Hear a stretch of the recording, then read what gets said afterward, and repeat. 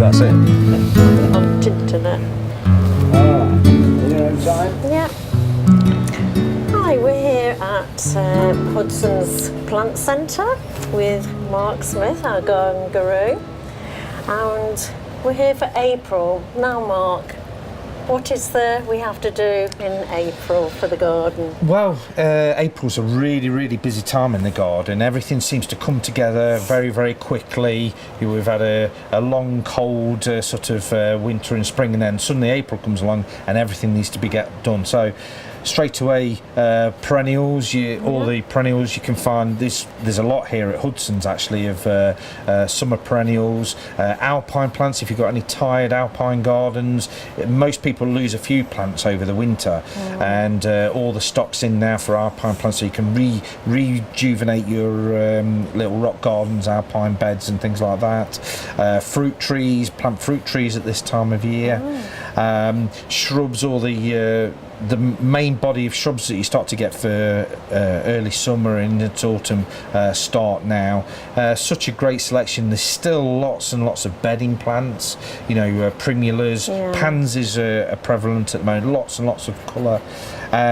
But I mean, we're standing in front of the production area at Hudson's, and they're getting the hanging baskets ready for summer bedding, because that's the next thing you see. Before you know it, summer bedding is on its way, and so you've got to start really early to get the plants ready for sale. And what they do here at Hudson's is grow their own, but also they sell it in this sort of size that you tend to see on the shelves. These are not quite ready. They're not quite ready. A little bit on the small side. Having said that, though, the colours starting already. A lot of modern varieties of geraniums and petunias. The varieties are that much better, where they flower early, flower longer, lots and lots of colour.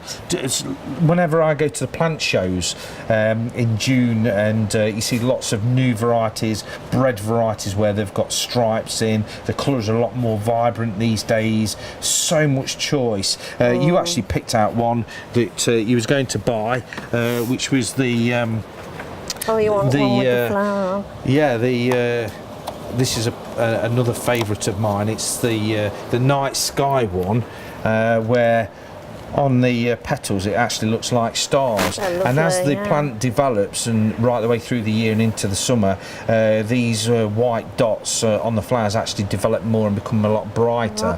So they're just starting to come into flower now. With the petunias and the different varieties, we've actually got down here Priscilla, which was one of the very first double petunias. Really nice, frilly. There's lots of different colours in these: whites, pinks, purples, and they've got a scent as well. And if you can see on the label there, it's got the RHS award for garden merit. Now, if you ever see this on labels, it means that it's been tested. It's going to produce really well. It's got to have lots and lots of flower. And if you don't know much about plants, so long as you look out for that mark, you're guaranteed a really good variety. So always look out for that when you're looking for plants in the garden. So you're just not quite easy to grow, sure. So I mean, this is the stage. Put that back. This is the stage that they've got up to. Normally you would always plant in threes, but they've planted in fours. Now there's a reason for that. Planting in fours, it gives a much bigger, lusher, bushier hanging basket to sell to people. These are obviously not quite ready yet, but they've planted these ready for customers.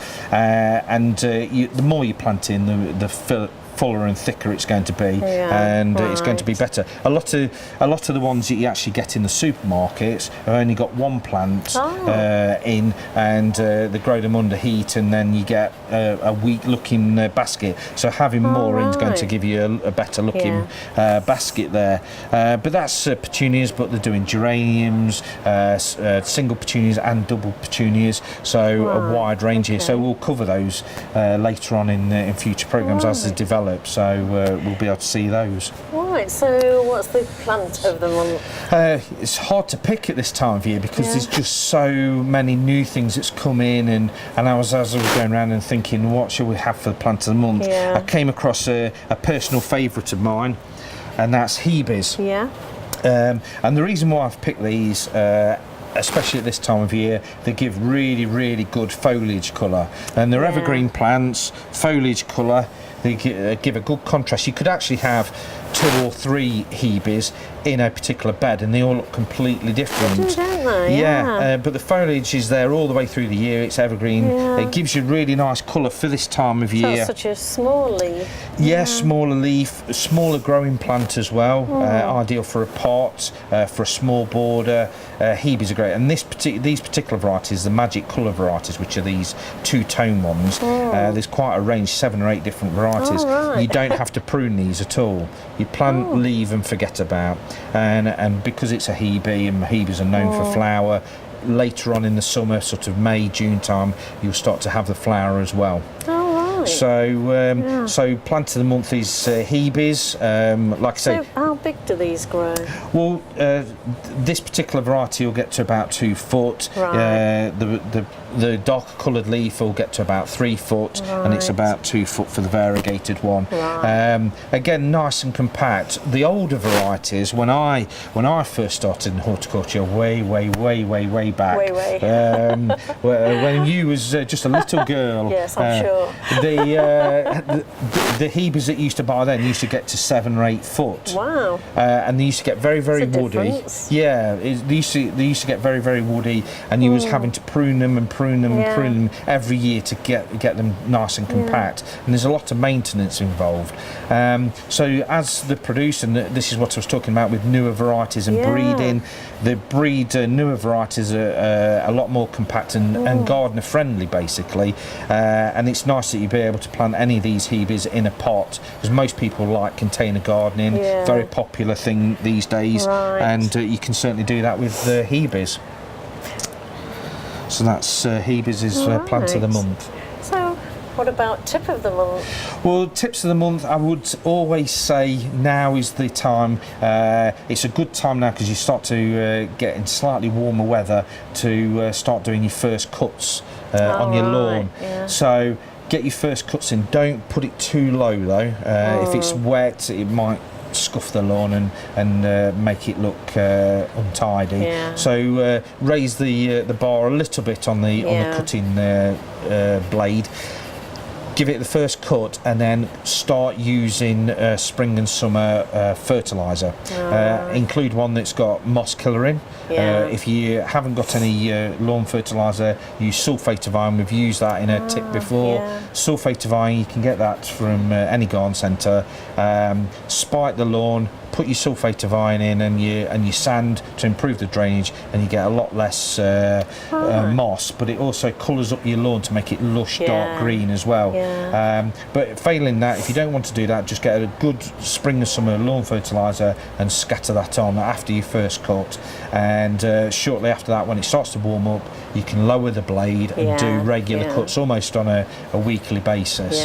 But that's key to really start off with the lawn and getting it start as you mean to go on and feed it and treat it like that. The second thing really for this time of year, any early flowering shrubs or sort of late winter, early spring flowering shrubs, viburnum, bontensedon, anything like forsythia that's finished flowering and it starts to look tatty now, you can prune it back relatively hard, and this will encourage growth for this year, and that new growth that comes on this year will be for your flowering growth for this time next year.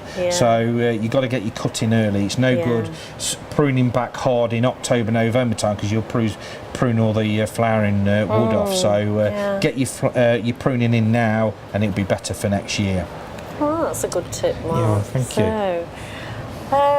If the customers have got any questions for you, how do they get in touch? Well, the easiest way is either contact Burton TV. The website is on the screen now. Send in any questions, any photos, and can answer those on future programmes of Green Fingertips, or you can contact Hudson's directly. Hudson's website address and telephone number on the screen now. Contact them, see what they've got in stock now, or better still, come down and visit. A look.